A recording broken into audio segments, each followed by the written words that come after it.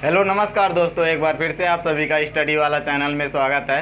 दोस्तों आज आप सभी लोगों का इंटर और हाई स्कूल का पेपर था, यूपी बोर्ड का जो हिंदी का पेपर था। और हिंदी का पेपर में हमने जो है वीडियो बनाया था एक दिन पहले मॉडल पेपर, जिसमें से कई क्वेश्चन लगभग 70 से 75% उसी में से आया था। अगर आप लोग नहीं देखे होंगे तो देखिएगा, एक बार चेक करिएगा। तो जितना पेपर आया है 70-75% उसी वीडियो से आया था। तो आज हम उसका सोल्यूशन लेकर आए हैं। जो यूपी बोर्ड का हमारा एग्ज़ाम हुआ है क्लास 12th का, ये हमारे पास एक पेपर उपलब्ध है जिसका कोड है हमारा 302 DR। 302 DR के कोड का हमारा क्लास 12th के हिंदी का पेपर हमारे पास उपलब्ध है और उसका सोल्यूशन आपको बता रहे हैं। अगर किसी के पास और भी पेपर होगा और भी सेट होगा तो आप सभी लोग मेरे पास भेजने का कष्ट करेंगे, जिससे मैं उसका सोल्यूशन बताऊंगा आप सभी लोगों को। तो चलिए, पहला क्वेश्चन आया था हमारा साहित्य सहचर के लेखक। साहित्य सहचर के लेखक पहला क्वेश्चन बहुविकल्पी से पूछा था। साहित्य सहचर,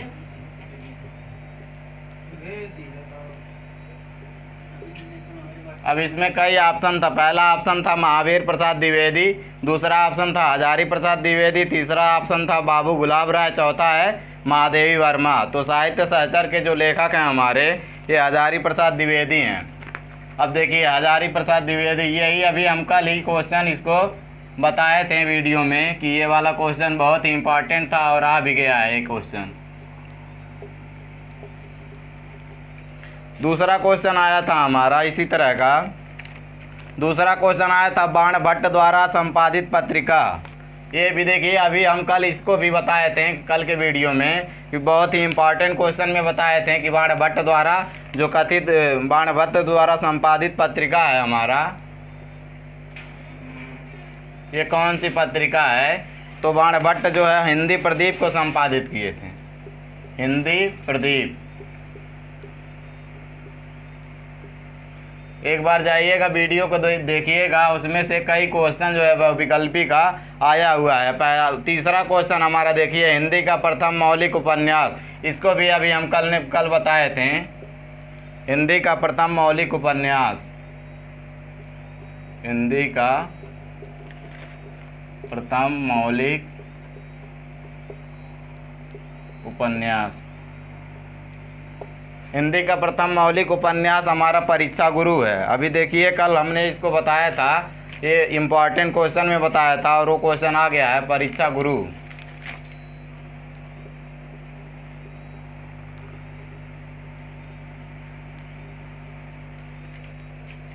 चलिए, अगला क्वेश्चन था हमारा सरदार पूर्ण सिंह किस युग के लेखक है। सरदार पूर्ण सिंह, सरदार पूर्ण सिंह, इसको भी हमने कल बताया था। हम इस तरीके से बताए थे, ये सरदार पूर्ण सिंह द्विवेदी युग के लेखक हैं। और हमने कल ही अभी आपको बताया था कि बहुत से लोग सोचते हैं आचार्य हजारी प्रसाद द्विवेदी को लगा देते हैं, लेकिन यहाँ क्या है, सरदार पूर्ण सिंह जो हैं द्विवेदी युग के लेखक हैं। कल हमने बताया था कि बहुत से लोग कन्फ्यूज कर जाते हैं। तो यही वाला देखिए क्वेश्चन आ भी गया है आपकी बार पेपर में। उसके बाद अगला क्वेश्चन था हमारा, अगला क्वेश्चन हमारा था जयशंकर प्रसाद द्वारा रचित कृति है। जयशंकर प्रसाद की कृति पूछ रहा है। जस्ट पूछिए दीजिएगा।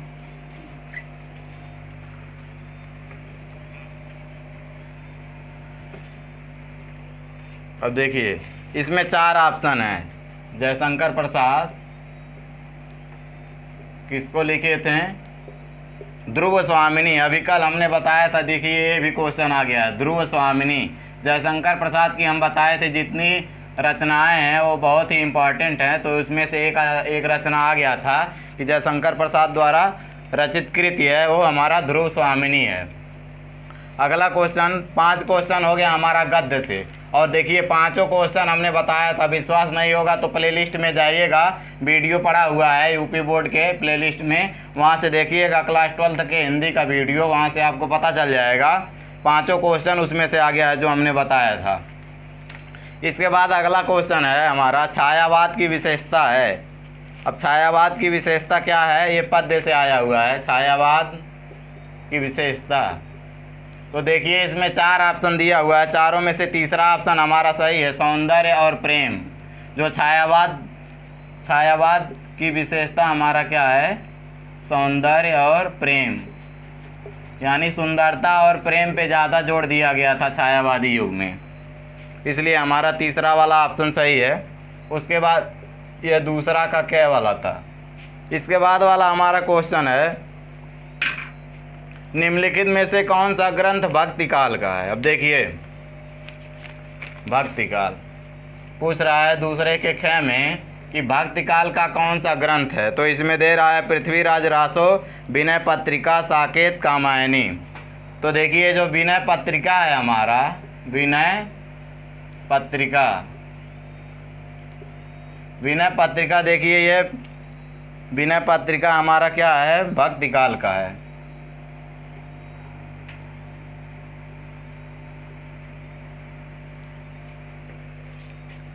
तुलसीदास इसके रचयिता हैं विनय पत्रिका के, और तुलसीदास हमारे भक्ति काल में आते हैं, इसलिए हमारा विनय पत्रिका जो है भक्ति काल का है।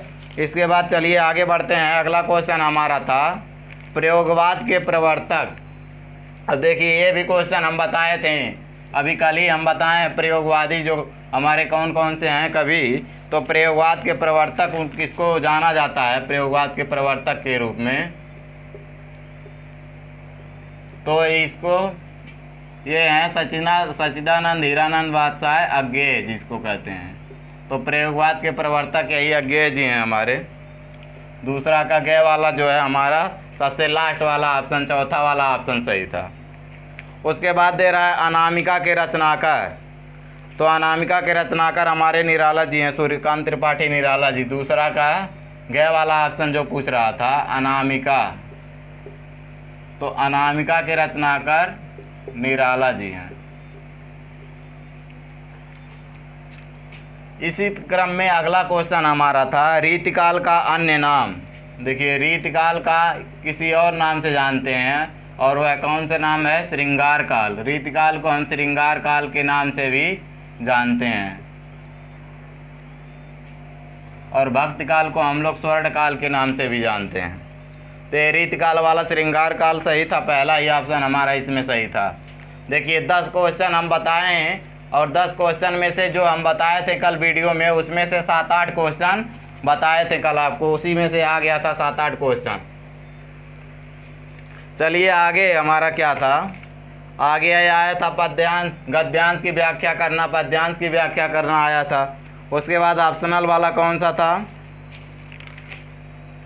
हाँ जीवन परिचय हमने कल बताया था। जीवन परिचय जिसमें से 2 इम्पॉर्टेंट जीवन परिचय हम बताए थे। पांचवा जो क्वेश्चन है उसमें देखिए आया हुआ है आचार्य हजारी प्रसाद द्विवेदी।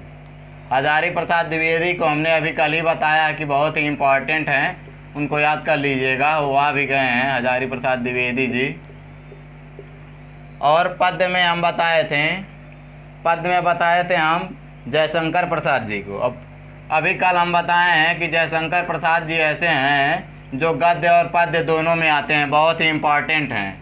तो जयशंकर प्रसाद का अगर जीवन परिचय याद किए होंगे तो आप लिख दिए होंगे, बहुत ही इम्पॉर्टेंट थे जयशंकर प्रसाद। उसके बाद अज्ञेय जी को बताए थे, तो अज्ञेय जी का भी आ गया है, अज्ञेय जी का भी। तो दोनों में से कोई भी आप लिखेंगे, एक ही पूछता था।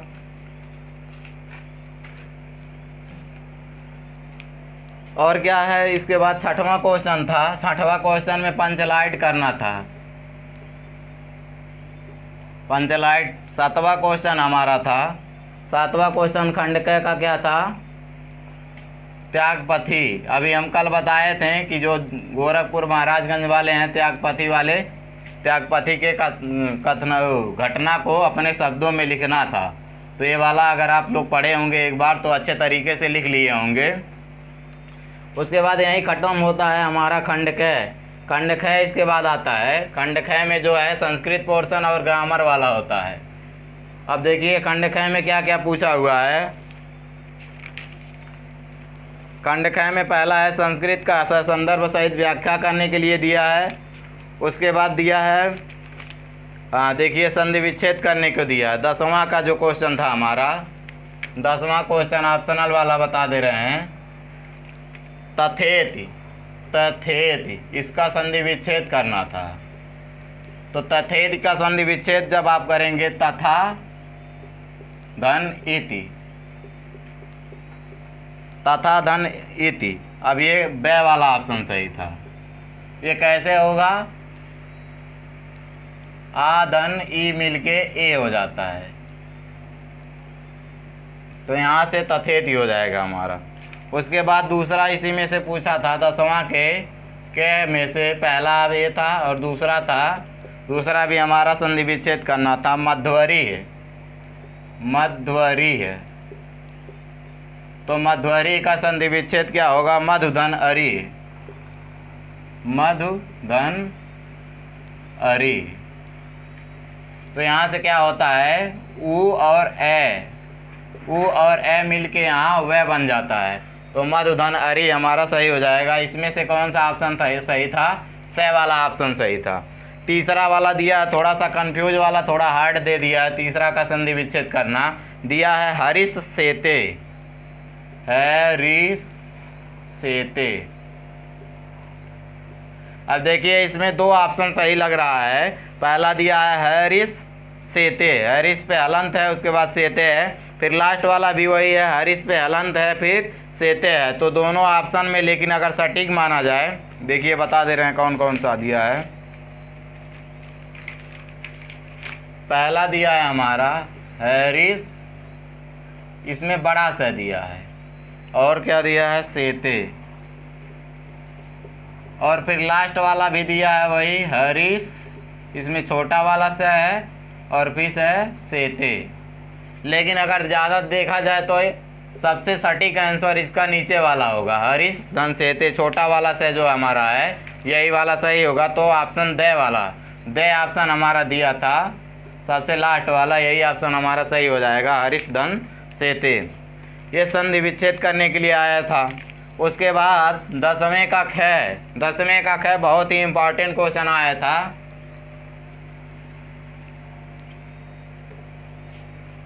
10वें का ख में हमारा क्या करना था? 10वें का ख में विभक्ति वचन लिखना था। दिया था राजानम, राजानम। अब इसमें पूछ रहा है कौन सा विभक्ति है और कौन सा वचन है। तो राजानम में द्वितीय विभक्ति है और एक, द्वितीय विभक्ति और एक वचन है। तो कौन सा ऑप्शन हमारा था? स वाला ऑप्शन। स वाले ऑप्शन में हमारा दिया था द्वितीय विभक्ति, द्वितीय विभक्ति और एक वचन। तो राजानम में हमारा द्वितीय विभक्ति और एक वचन, ये वाला ऑप्शन हमारा सही हो जाएगा। फिर पूछा था, थोड़ा सा हार्ड कर दिया था, सरित्सु, नदी का रूप पूछा था, सरिता, सरित्सु। अब सरित्सु जो है हमारा ये सप्तमी विभक्ति का है, सप्तमी विभक्ति और बहुवचन, सप्तमी विभक्ति और बहुवचन का है सरित्सु। तो इसमें कौन सा ऑप्शन सही था हमारा? ब वाला ऑप्शन सही था, यानी दूसरा ऑप्शन सही था, ब वाला। अब देखिए ये 2 नंबर का पूछा था, इसमें विभक्ति और वचन बताना था। 10वां क्वेश्चन खत्म हुआ। 11वां क्वेश्चन में क्या था? 11वां क्वेश्चन था हमारा निम्नलिखित शब्द युग्मों का सही अर्थ लिखिए।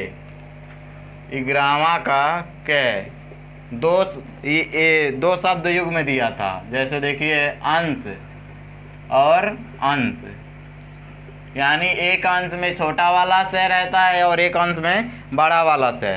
तो देखिए इसका अर्थ हमारा ए अंश जो होता है अंशमित मिस कंधा या बाजू होता है, ठीक है, और इसका अंश का मतलब हिस्सा होता है। तो इसमें से जो हमारा से वाला ऑप्शन था, यानी तीसरा ऑप्शन, तो से वाला ऑप्शन हमारा सही था। 11वां के क में जो से वाला ऑप्शन था वो हमारा सही था। इसके बाद 11वां के ख में आते हैं। क में ही एक और था दूसरा, एक क का पहला था, क का दूसरा था, दिया था बात वात, बात वात। अब देखिए बात वात का मतलब तो सभी को पता है, वात का मतलब हवा होता है और बात का मतलब बात करना। ये वात का मतलब हवा, इसका बात का मतलब बातें जो हम करते हैं। तो बातें और हवा इसका हो जाएगा पहला वाला ऑप्शन। जो ए वाला ऑप्शन है हमारा, वही वाला ऑप्शन सही हो जाएगा हमारा, पहला ही ऑप्शन। तो ये वाला एक एक नंबर का था, यहाँ से 2 ऑप्शन, 2 नंबर खत्म हुआ। इसके बाद हमारा था अगला 11वां के ख में पूछा था कि एक शब्द के 2 अर्थ लिखिए। एक शब्द का 2 अर्थ, ठीक है। तो बहुत ही एक इम्पॉर्टेंट पूछा था इसमें से 11वां के ख में। दिया था पतंग। पतंग, तो देखिए पतंग का एक अर्थ जो कीड़ा पतिंगा होते हैं, पतिंगा हो जाता है। और पतंग का एक अर्थ सूर्य भगवान को भी पतंग कहते हैं।